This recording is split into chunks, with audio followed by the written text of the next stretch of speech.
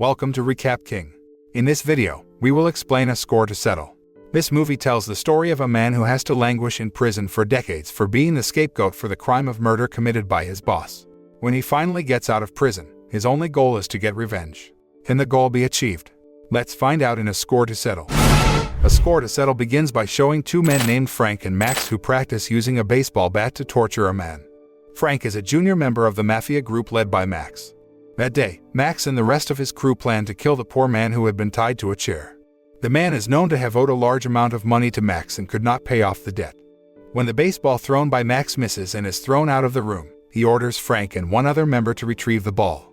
When Frank and his partner return to the room, he finds the man battered from being brutally beaten with a baseball bat by Max. Then Frank tried to stop the heinous act, but the attempt failed because the man was dead and could not be saved anymore. It turns out that all these events are part of Frank's memory in the past, who is currently in prison because he has to bear all the crimes committed by Max. As compensation for Frank's willingness to languish in prison to replace all the punishments Max should bear, Max promises to pay Frank a huge amount of money. While in prison, Frank was diagnosed with severe insomnia, making him often have hallucinations. In addition to giving medicine, the doctor then advised Frank to try to stay asleep even if it had to be forced. This is because Frank's insomnia is acute enough to the point where he can experience hallucinations and dementia. Frank slowly realized that what he had done so far had sacrificed many things, such as his time to be with his wife and child.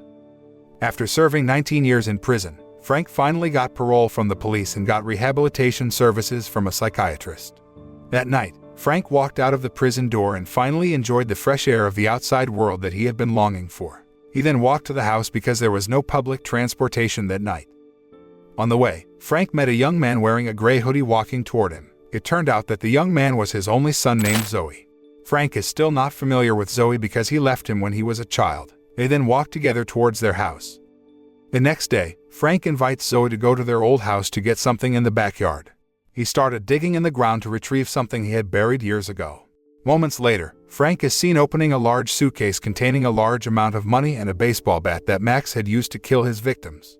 After successfully collecting the money back, Frank then invites Zoe to stay in a luxury hotel and enjoy their life together. The hotel was a place that Frank had promised to live in with his wife, but at that time he still could not grant his wife's request. Apparently, Frank still loved his wife, who had died a few years ago from a serious illness.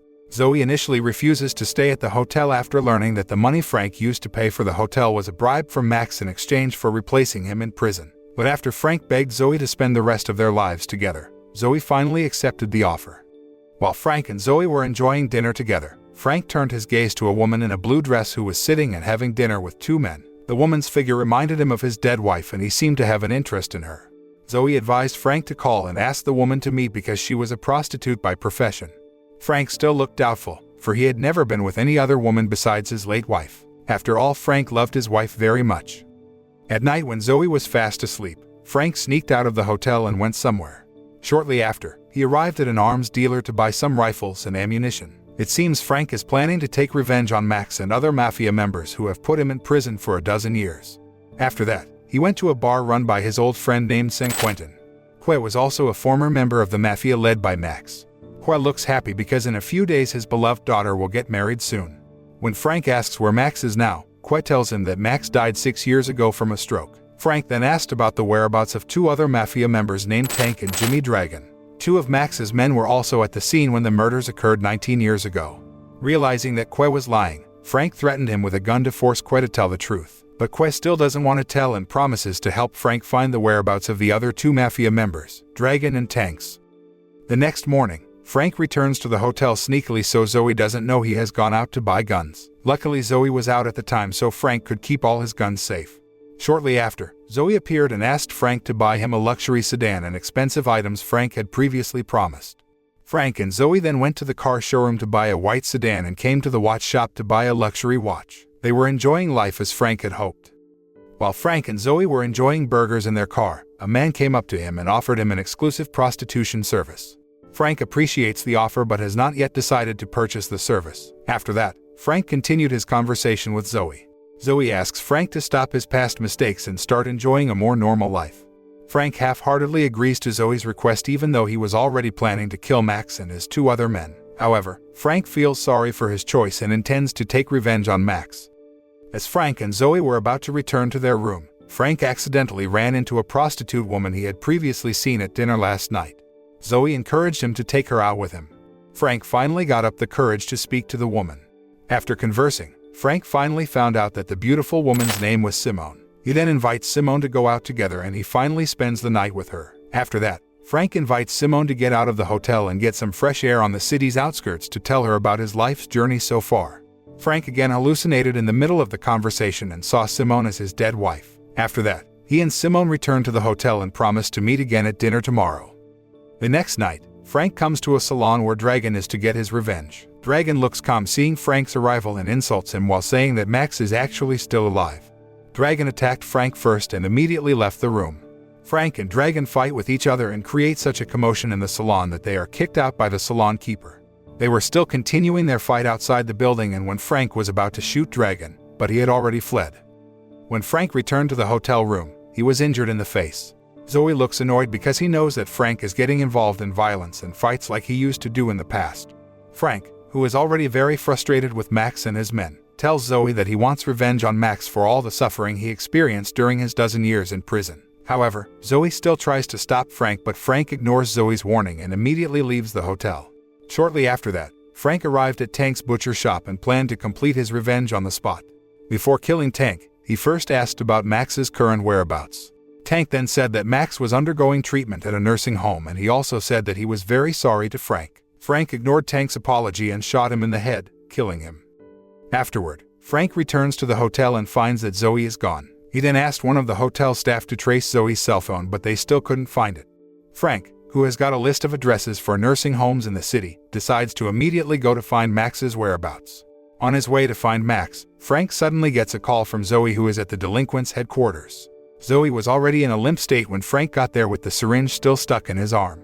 Frank took Zoe back to the hotel and immediately provided first aid.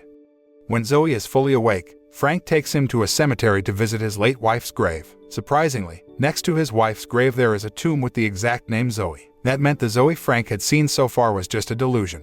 Frank had to accept the fact that Zoe had died years ago. He then promised Zoe that he would cancel his intention to take revenge on Max and his men. However, Frank still tries to find Max's whereabouts. The next day, Frank returned to the hotel to pack his things and all the money and then meet Simone. He handed her some money and thanked her for being with him the past few days. Frank was hallucinating again and seeing his late wife and Simone. Simone coincidentally names her son Zoe, making Frank reminisce about his son. Sometime later, Frank finally finds the nursing home where Max is being cared for. It is known that Max suffered from a stroke several years ago, so he was entrusted by his son to the nursing home. Frank initially wanted to kill Max with a baseball bat that he used to torture his victims, but after seeing Max's current condition, Frank canceled his intention. Frank then put the baseball bat next to Max's body and left his room. After searching for information about Max's family, the officer who took care of Max said that no one had visited Max for the past 8 years, except for one person who came 8 years ago, Que. Realizing that Que has been lying to him all along, Frank decides to go see him. When Frank came out of the nursing home, he was suddenly attacked by Dragon with consecutive shots. Fortunately, Frank managed to dodge the shot and fight back Dragon. The shootout between Dragon and Frank didn't last long because Frank shot Dragon dead instantly. Elsewhere, Que looks very happy because he is preparing for his daughter's wedding at a church. He then greeted the guests who were there. Shortly after, he was surprised by the entire makeup staff and his daughter leaving the church. It turns out that Frank has arrived there and intends to kill him. Frank is furious that Que lied about Max and his son's death. After being threatened with gunfire, Que admits that he purposely killed Zoe because Zoe insisted on reporting him to the police and obstructing his business.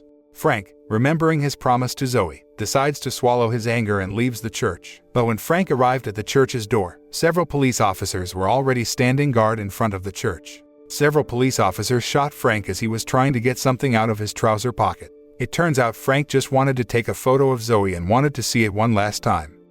The film closes with Zoe appearing beside Frank and smiling at him while saying he is proud of Frank. The moral lesson that we can learn from this film is that seeking justice is a beginning, but revenge for hatred is something that devours your soul.